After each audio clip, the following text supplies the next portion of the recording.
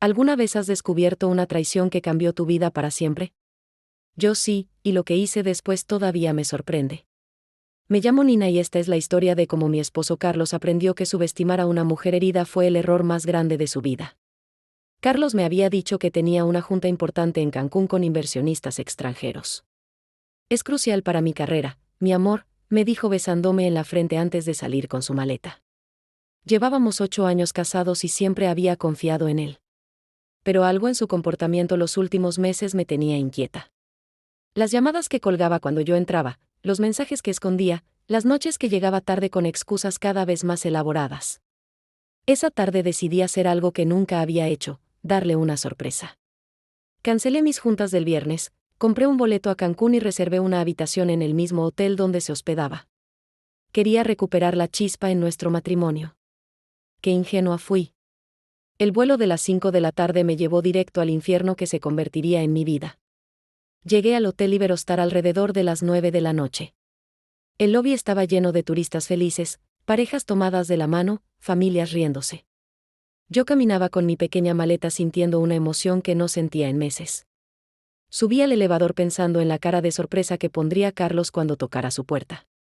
Piso 12, habitación 1247. Toqué suavemente, esperando escuchar su voz. Pero lo que escuché fueron gemidos. Al principio pensé que tal vez estaba viendo televisión, pero los sonidos eran demasiado reales, demasiado íntimos. Saqué mi teléfono y llamé a recepción. Disculpe, habla la señora Nina Herrera. Mi esposo Carlos Herrera está en la habitación 1247 y no responde. ¿Podrían ayudarme? El empleado fue muy amable y subió conmigo. Cuando abrió la puerta con su llave maestra, el mundo se detuvo. Carlos estaba en la cama con Valeria, su secretaria. La misma Valeria que había estado en nuestra casa, que había cenado en nuestra mesa, que me había ayudado a organizar la fiesta sorpresa de cumpleaños de Carlos el año pasado. El empleado del hotel cerró rápidamente la puerta murmurando disculpas, pero yo me quedé ahí parada en el pasillo. No grité, no lloré, no hice una escena. Una frialdad extraña se apoderó de mí. Carlos salió corriendo en calzoncillos, tartamudeando excusas patéticas. Nina, mi amor, no es lo que parece, puedo explicártelo. Valeria se quedó escondida detrás de la puerta del baño, como si eso fuera a hacerla invisible.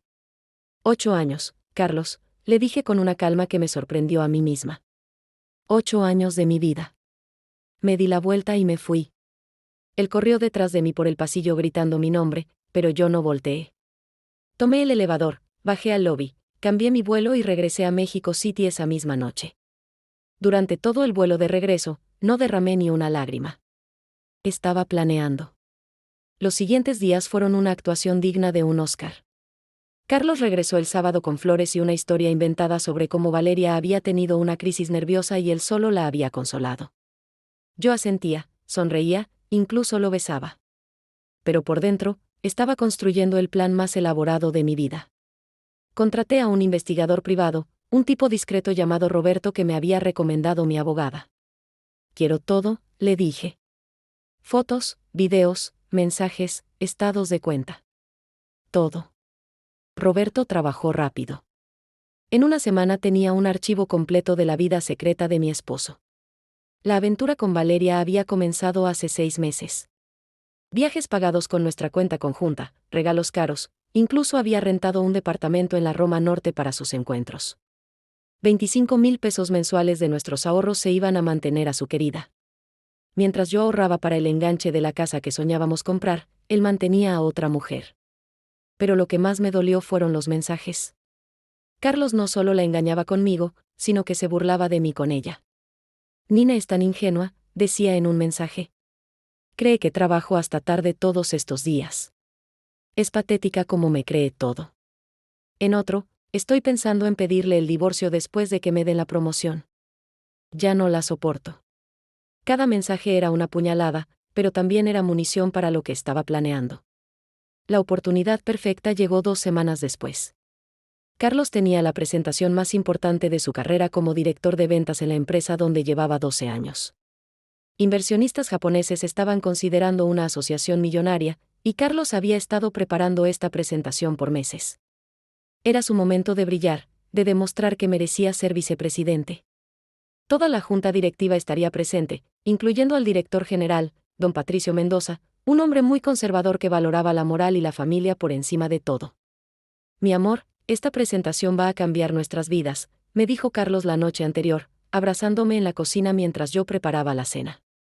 Si sale bien, el ascenso es mío. Podremos comprar esa casa en las Lomas que tanto quieres. Yo sonreí y lo besé. Estoy muy orgullosa de ti, le mentí. Esa noche, mientras Carlos dormía, terminé de preparar mi venganza. Había conseguido, gracias a Roberto, acceso al sistema de presentaciones de la empresa. Una de las ventajas de estar casada con alguien por tanto tiempo es que conoces todas sus contraseñas. Carlos era predecible, usaba las fechas de nuestros aniversarios para todo. Qué irónico. La mañana de la presentación, Carlos se levantó nervioso pero emocionado. Se puso su traje azul marino, el que yo le había regalado en su cumpleaños, se echó mi colonia favorita y practicó su discurso frente al espejo. ¿Cómo me veo?, me preguntó. Perfecto, le dije, y era cierto. Se veía perfecto para su destrucción. Me despidió con un beso en la puerta.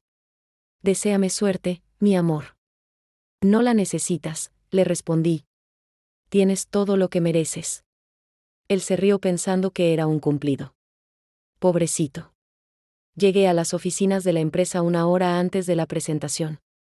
Le dije a la recepcionista que venía a desearle suerte a Carlos, algo que había hecho antes en ocasiones especiales.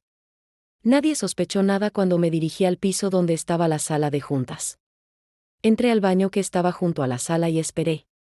Podía escuchar las voces de los ejecutivos llegando, saludándose, comentando sobre la importancia de la reunión. A las 10 en punto comenzó la presentación. Carlos habló brillantemente los primeros 15 minutos, explicando las estrategias de venta, los números del último trimestre, las proyecciones de crecimiento. Yo esperé pacientemente a que llegara a la diapositiva número 12, donde tenía planeado hablar sobre valores corporativos y compromiso con la excelencia. Cuando Carlos hizo clic para cambiar a esa diapositiva, en lugar de gráficas y números aparecieron las fotos que Roberto había tomado de él y Valeria en el departamento de la Roma Norte. Primero hubo silencio, luego murmullos confundidos. Carlos se quedó paralizado viendo la pantalla donde se proyectaba su aventura para todos los presentes. ¿Qué carajo?, susurró, tratando desesperadamente de cambiar la diapositiva, pero el sistema había sido programado para continuar automáticamente. La siguiente imagen fueron capturas de pantalla de sus mensajes burlándose de mí y de la empresa. Este trabajo es pan comido, decía uno. Estos viejos no saben nada de ventas modernas. Luego aparecieron los estados de cuenta mostrando cómo había usado dinero de la empresa para pagar cenas románticas y regalos para Valeria, violando directamente las políticas corporativas. El director general, don Patricio, se levantó de su asiento con la cara roja de indignación. ¿Qué significa esto, Carlos? Los inversionistas japoneses se veían incómodos y confundidos. Carlos tartamudeaba, sudaba, trataba de explicar algo inexplicable. Señores, esto debe ser un error, un hack, alguien entró al sistema. Pero la presentación continuó. Aparecieron más fotos, más mensajes, incluidos algunos donde Carlos hablaba de renunciar después de conseguir otra oferta mejor, usando información confidencial de la empresa como palanca de negociación. Era su propia voz en grabaciones que Roberto había obtenido, hablando mal de sus jefes y compañeros de trabajo. La sala se llenó de murmullos indignados. Valeria, que estaba presente como asistente de Carlos, corrió hacia la puerta llorando. Los inversionistas japoneses se levantaron y se fueron sin decir palabra. Don Patricio gritó: Carlos, a mi oficina inmediatamente. Esta reunión ha terminado. Yo salí del baño justo cuando Carlos corría por el pasillo como alma en pena. Nuestros ojos se cruzaron por un segundo y él supo inmediatamente quién había sido.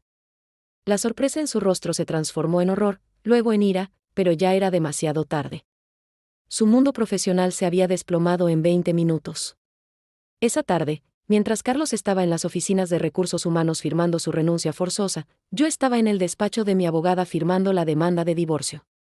¿Estás segura de que quieres hacer esto, Nina?, me preguntó la licenciada Martínez. Nunca he estado más segura de algo en mi vida, le respondí. Carlos llegó a casa esa noche hecho pedazos. Su carrera estaba arruinada, Valeria no le contestaba el teléfono, y ahora se enteraba de que también perdería su matrimonio. Nina, Podemos hablar de esto, por favor. Fue un error, un momento de debilidad. Te amo, siempre te he amado. Yo estaba empacando mis cosas en la recámara cuando él entró suplicando. 8 años, Carlos, le dije sin voltear a verlo. 8 años en los que construimos una vida juntos. 8 años en los que yo te fui fiel mientras tú me mentías en la cara todos los días. No fue un momento de debilidad, fueron 6 meses de traición consciente y calculada. Cerré mi maleta y me dirigí hacia la puerta. El abogado te contactará mañana. No puedes destruir mi vida así, me gritó siguiéndome por las escaleras. Yo no destruí tu vida, tú destruiste la nuestra, le respondí ya en la puerta. Yo solo me aseguré de que enfrentaras las consecuencias. Tomé mi maleta y me fui. Esa fue la última vez que hablé con Carlos como su esposa. Los siguientes meses fueron un torbellino de abogados, papeles, división de bienes y mucho dolor. Carlos trató de contactarme innumerables veces. Me mandaba flores, cartas, mensajes desesperados. Incluso fue a mi oficina rogándome que lo perdonara. Pero algo dentro de mí había muerto esa noche en Cancún. No era solo la traición, era la humillación de haber sido engañada por tanto tiempo, de haber sido el tema de burla de su aventura. La noticia de lo que había pasado en la empresa se corrió como pólvora en nuestro círculo social. Algunos me juzgaron por mi venganza, dijeron que había sido demasiado cruel. Otros me apoyaron, entendían mi dolor y mi decisión. Yo no busqué su aprobación. Por primera vez en años, estaba tomando decisiones solo para mí. 6 meses después del escándalo, el divorcio se finalizó. Me quedé con la mitad de todo, incluyendo la casa que tanto amaba. Carlos tuvo que vender su coche y mudarse a un departamento pequeño en la Doctores. Encontró trabajo en una empresa más chica con un sueldo mucho menor. Valeria había desaparecido de su vida en cuanto las cosas se complicaron, cosa que no me sorprendió para nada. Hoy, un año después, estoy sentada en mi sala escribiendo esta historia. Remodelé toda la casa, cambié los muebles, pinté las paredes, planté nuevas flores en el jardín. Eliminé cualquier rastro de Carlos de mi vida y de mi hogar. No fue fácil, hubo noches en las que lloré hasta quedarme dormida, días en los que dudé si había hecho lo correcto. Pero nunca me arrepentí. Hace una semana Carlos me llamó. Su voz sonaba cansada, derrotada. Nina, ¿podemos hablar? He estado en terapia, he cambiado, he entendido todo el daño que te causé. ¿Hay alguna posibilidad de que? Lo interrumpí. Carlos, espero que hayas encontrado paz y que hayas aprendido de todo esto. Te deseo lo mejor, pero nuestro capítulo se cerró hace mucho tiempo. Colgué el teléfono y por primera vez en un año, sonreí genuinamente. Esa noche me quité el anillo de bodas que aún llevaba puesto y lo guardé en una caja junto con las fotos de nuestro matrimonio. No las tiré porque fueron parte de mi historia, pero tampoco necesitaba tenerlas a la vista. Cerré la caja y la guardé en el ático. Era hora de seguir adelante. Al día siguiente conocí a Miguel en una cafetería en La Condesa. Era periodista, divorciado también, con 2 hijas que visitaba los fines de semana. Hablamos por horas sobre libros, viajes, sueños. No le conté mi historia esa primera vez, pero cuando lo hice semanas después, él solo me tomó la mano y me dijo, admiro tu valor, Nina. No cualquiera tiene la fuerza para defenderse así. No sé si lo que hice fue correcto o incorrecto. No sé si mi venganza fue justicia o solo crueldad. Lo que sí sé es que esa mujer ingenua que creía ciegamente en su matrimonio murió esa noche en Cancún, y de sus cenizas nació una mujer que nunca más permitirá que la subestimen. Carlos aprendió que traicionar a alguien que te ama tiene un precio, y yo aprendí que a veces la venganza no es dulce, pero es necesaria para recuperar tu dignidad. Hoy camino por la vida con la cabeza en alto, sabiendo que soy capaz de defenderme, de tomar decisiones difíciles, de reconstruir mi mundo cuando alguien trata de destruirlo. Y si alguna vez otra mujer está pasando por lo mismo que yo pasé, espero que sepa que tiene derecho a exigir respeto, que su dolor es válido, y que nunca es demasiado tarde para tomar el control de su propia historia.